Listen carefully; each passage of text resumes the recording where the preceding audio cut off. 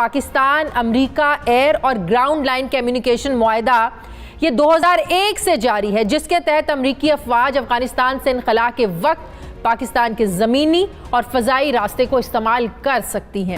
بہت tricky situation ہے، اور وہ امپورٹنٹ بات یہ ہے کہ جناب معید یوسف پاکستان کے نیشنل سیکیورٹی ایڈوائزر ہیں، ان کی اپنے امریکی کاؤنٹر پارٹ کے ساتھ ملاقات ہوئی ہے اور اس میں انہوں نے جو باہمی تعاون کا 2001 کا معاہدہ ہے، امریکی سیکیورٹی ایڈوائزر کا کہنا ہے کہ چونکہ یہ معاہدہ ان فیلڈ ہے ابھی تک۔ جے ہند دوستو، a very warm welcome to Hindustan special channel. جیسا کہ دوستو آپ نے کلپ میں دیکھا، پاکستان کو امریکہ نے پوری طرح سے گھیر لیا ہے۔ دراصل 2001 میں پاکستان کا امریکہ کے ساتھ یہ کانٹریکٹ ہوا تھا کہ امریکہ پاکستان کے زمینی راستے اور ہوائی راستے کا استعمال کر سکتا ہے، اور یہ سمجھوتا آج تک بھی جاری ہے۔ اسی سمجھوتے کے آدھار پر امریکہ کا پورا حق ہے کہ وہ پاکستان کے زمینی اور ہوائی راستے کا استعمال کرے۔ اس طرح پاکستان اب بری طرح سے پھنس چکا ہے۔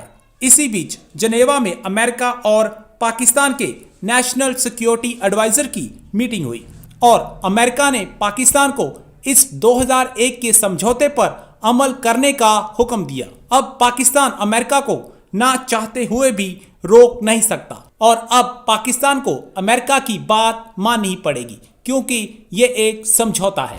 امریکی صدر جو بائیڈن کے مطابق افغانستان سے امریکی فوجی انخلا کے بعد امریکہ افغانستان کی مدد تو کرتا رہے گا، لیکن اس کی یہ امداد عسکری امداد نہیں ہوگی۔ ایک ایسا وقت جب امریکی افواج افغانستان سے واپس جا رہی ہیں تو افغانستان میں عدم استحکام پیدا ہونے کے خدشات سامنے آ رہے ہیں۔ گزشتہ روز ایک اخبار میں پینٹاگون کے ایک عہدیدار کا حوالہ دے کر یہ خبر دی گئی کہ پاکستان نے افغانستان میں موجود امریکی افواج کی سپورٹ کے لیے اپنی فضائی اور زمینی حدود استعمال کرنے کی اجازت دی ہے، تاکہ فوجی انخلا کے بعد بھی امریکہ افغانستان میں اپنی موجودگی کو قائم رکھ سکے۔ پاکستان امریکہ ایئر اور گراؤنڈ لائن کمیونیکیشن معاہدہ یہ 2001 سے جاری ہے، جس کے تحت امریکی افواج افغانستان سے انخلا کے وقت پاکستان کے زمینی اور فضائی راستے کو استعمال کر سکتی ہیں۔ امپورٹنٹ بات، اور وہ امپورٹنٹ بات یہ ہے کہ جناب معید یوسف پاکستان کے نیشنل سیکیورٹی ایڈوائزر ہیں، ان کی اپنے امریکی کاؤنٹر پارٹ کے ساتھ ملاقات ہوئی ہے اور اس میں انہوں نے جو باہمی تعاون کا 2001 کا معاہدہ ہے مشرف صاحب والا، جس کے تحت پاکستان کی سرزمین افغانستان کے خلاف استعمال ہوئی تھی اور وہ زخم ابھی تک نہیں بھرے۔ امریکی سیکیورٹی ایڈوائزر کا کہنا ہے کہ چونکہ یہ معاہدہ ان فیلڈ ہے ابھی تک، تو اسی کے تحت پوسٹ 9/11 جب سپٹمبر 2021 کے اندر امریکی افواج وہاں سے نکل جائیں گی تو امریکہ جو ہے اسی معاہدے کے اندر جو سہولیات فراہم کی گئی تھیں ان کو استعمال کرتے ہوئے افغانستان کے اوپر اثر انداز ہونے کی کوشش کرے گا بذریعہ ہوا، یعنی ہوائی ذریعے سے۔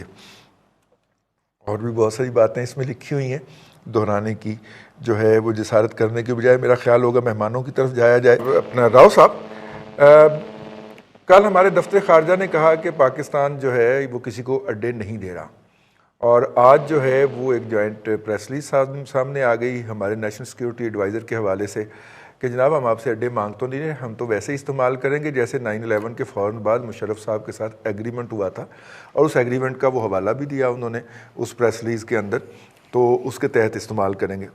سر ہم کدھر بڑھ رہے ہیں، کس سمت میں بڑھ رہے ہیں؟ بہت شکریہ جی۔ سب سے پہلے تو ہمیں یہ سمجھنا چاہیے یا ہمیں ڈیفائن کرنا چاہیے کہ پاکستان کا دنیا میں سٹیٹس جو ہے وہ سوورن سٹیٹ کا ہے یا سیمی سوورن سٹیٹ کا ہے۔ ہمیں تو یہ بتایا گیا کہ سوورن سٹیٹ، جی کتاب میں تو یہ لکھا ہوا ہے، لیکن جو ہمارے معاشی حالات ہیں، جو ہمارے انٹرنل انسٹیبلٹی ہے، اور جتنی ہمیں لوگوں کی پاورفل کنٹریز کی مدد چاہیے، تو وہ اگر دیکھا جائے تو پریکٹیکلی اب ہم سیمی سوورن سٹیٹ میں چلے گئے ہیں۔ بنانا ریپبلک کا میں نام نہیں لوں گا کیونکہ اس سے لوگ چڑ جاتے ہیں، لیکن ہم تقریباً اسی سٹیج پہ جا چکے ہیں۔ ہمارا کوئی فیصلہ جو ہے اڈے دینے کا نہ دینے کا، فضائی حدود کو ان کو ہینڈ اوور کرنے کا نہ ہینڈ اوور کرنے کا، ہم اس پوزیشن میں اب رہے ہی نہیں ہیں کہ ہم انکار کر سکیں۔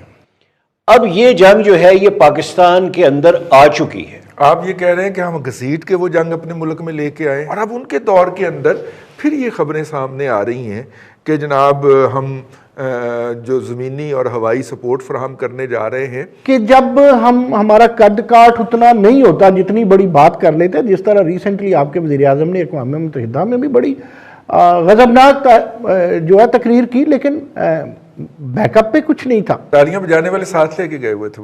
بیک اپ میں کچھ نہیں تھا. رضی میری بات ایک ذہن میں سنیں، رو صاحب نے بڑی اچھی بات کی کہ ہم سوئٹزرلینڈ کیوں نہیں ہیں، ہم فلاں لینڈ کیوں نہیں ہیں. بھائی ہم انڈیا کے ساتھ رہتے ہیں، اس کے ساتھ ہمارا ملک لگتا ہے، ہم چائنا کے ساتھ رہتے ہیں، ہم رشیا کے پڑوسی ہیں، اور افغانستان ہمارے ساتھ ہے. اب جب ہم کہتے ہیں نا کہ ہمیں اس میں گھسیٹ لیا گیا، مجھے بتائیے کہ ہم نے یا ہماری کسی لیڈرشپ نے کہیں ٹرانسپیرنسی سے کام لیا؟